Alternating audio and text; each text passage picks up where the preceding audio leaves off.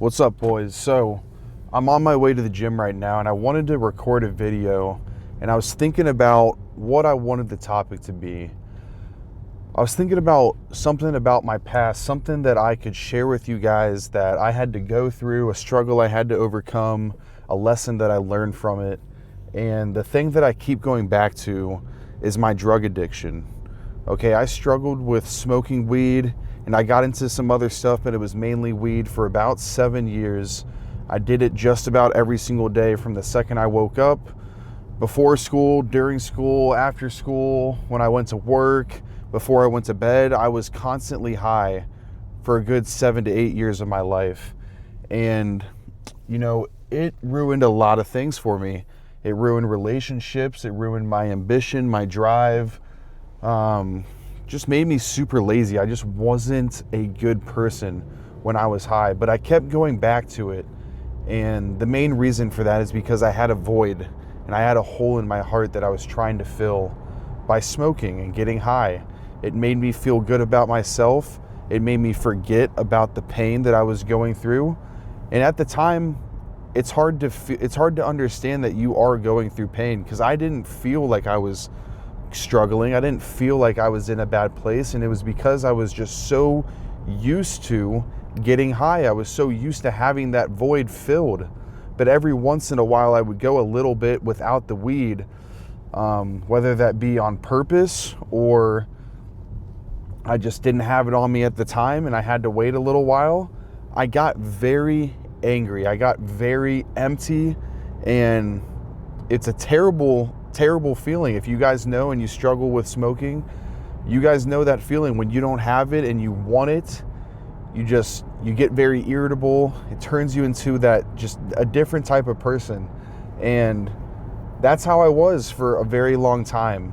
And I didn't realize that I needed help. I didn't realize that I actually had a problem as big as it was. And I think a big reason why I got into smoking weed and why it became such a big addiction for me is simply because that was what my personality was. I had a very addictive personality. I got easily obsessed over a lot of things in my life, and weed just happened to be one of them. And when I got into it, it was just a downhill spiral. And I think there's a very important lesson that I've learned. Out of all the struggle I went through with trying to quit multiple times, I would throw it away and I would just go back and buy more. Out of all the back and forth I went when trying to quit weed, I think a very important lesson I learned is that I was just simply directing my personality and my obsessive nature and my addictive personality in the wrong things. Okay, because when I was growing up, I put that addictive personality into things that weren't harmful. Okay, like sports. I got into solving Rubik's Cubes. I got into doing yo-yo tricks. Like, as weird as that sounds, I had things that I fixated over. Another thing I can think of is bowling. I got really into bowling. I have a bunch of bowling balls, and I love to go bowling. And I would just get fixated on these things. So I thought to myself, what if I could take my personality, my addictive personality, and apply it to something that is actually for good? Okay, and I understood that the root cause of my addiction was because I loved that high that I would get. I loved that feeling that I would get, and I just kept wanting to go back to it. So I thought to myself, what if I could put my time and energy into something else that would give me that same feeling that I wanted to keep coming back to, but it wasn't going to hurt me, and it wasn't going to set me back in my life. Okay, and that's around the time when I figured that out. That's when I started getting into my fitness journey and my self-development and just trying to better myself, get a stronger mind. And I think that was one of the most pivotal moments in my life, when I understood that I did have the power to redirect my energy. That was a really big thing for me. And then I think another big thing that really helped me just stop smoking in general. This year was the first year that I was able to fully quit it. I think the biggest thing was just seeing where my life was heading. Really taking a look at myself in the mirror and asking myself the hard questions. Like, what does my life look like in 5 to 10 years from now if I keep going down this path? And I had to be very honest with myself. I was living the same day on repeat. I would wake up, I would get high, I would be too lazy to do anything ambitious or chase after my goals or build a life that I didn't want to escape from. And I just kept doing that on repeat. So any logical person would think, if I keep doing this, then nothing is going to change. And the older I get, the more responsibilities I'm going to have stacked on me as well. So when you look at it like that, it's pretty scary, okay? It's pretty scary what your life can be. And you can see plenty of people that are living on the streets, that are living that life that didn't stop, and you can see what happened. You can look at that and make that direct comparison as to what your life is going to be like if you keep going down that road. Okay, so that's another thing that really helped me with my addiction. And then I want to talk to you guys about something that some of you might not be on board with, but this is personally how I feel. This is what I feel has been the biggest reason, the biggest push, the final straw for me finally cutting weed out of my life and never going back to it ever again. And that was finding a relationship with God.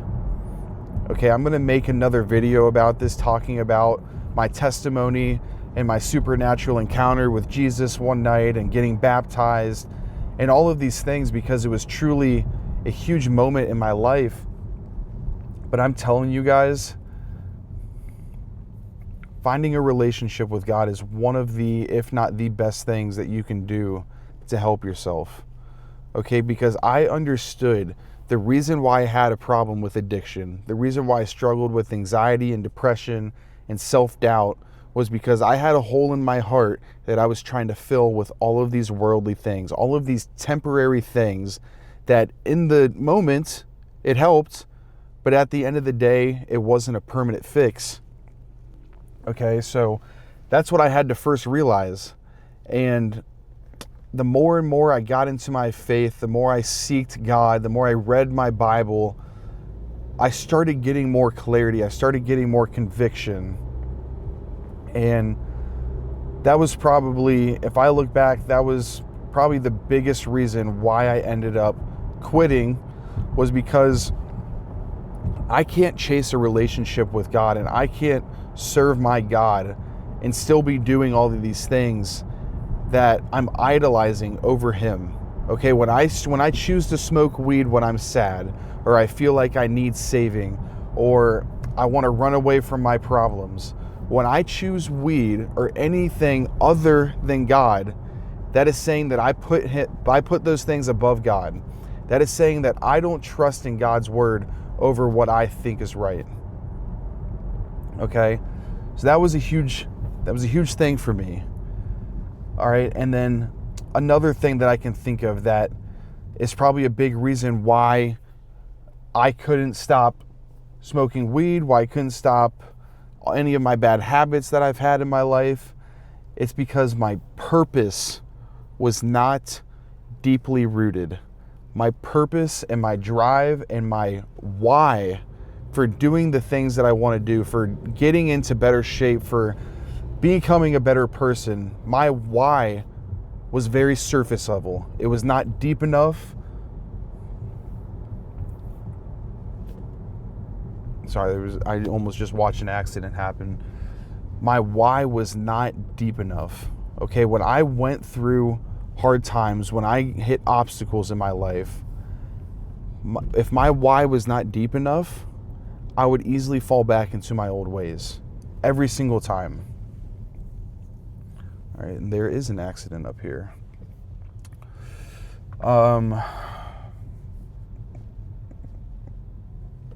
What's going on here?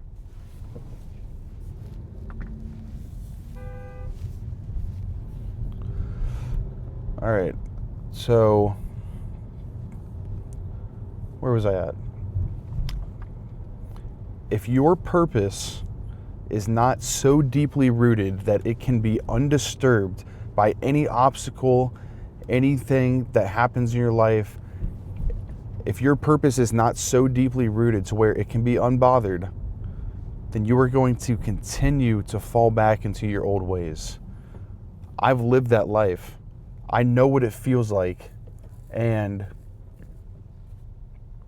you feel very hopeless. You feel like you have no control over your life. You feel like your life is directed by external things. Okay, you feel like whatever happens to you on the outside, the way people treat you, the way life just happens to you, that's the deciding factor of how your life goes. Wow, there's so much traffic out here. This is not the time to be recording a YouTube video, I guess, but basically what I'm trying to say, guys, is if you struggle with overcoming anything in your life, you struggle with staying consistent, with staying committed to your purpose, it's probably because, like I said, your purpose and your why, your reason for doing better, the reason for getting better is not deeply rooted. So that's really what I wanted to talk about today. It just kind of hit my mind. It was something that I struggle with a lot, and I still struggle with it to this day, and I have to remind myself of the things that I talked to you guys about in this video. But yeah, it's a process. It's not easy, but I think in life you got to choose the pain that you want to deal with. You either choose the pain of going through and becoming the best version of yourself, no matter what that entails, no matter what pain you have to push through, or you have to choose the pain of living with the regret of what you could have been and seeing your potential just go right by your eyes and not doing anything about it. If you ask me, that is way more painful, and I never want to be sitting on my deathbed or looking back on my life and being, damn, I wish I did more. I wish I tried more. I wish I would have just given more effort. You got to look at the bigger picture. But I'm pulling up to the gym now. I hope you guys enjoyed the video. I hope you guys got some sort of value from it.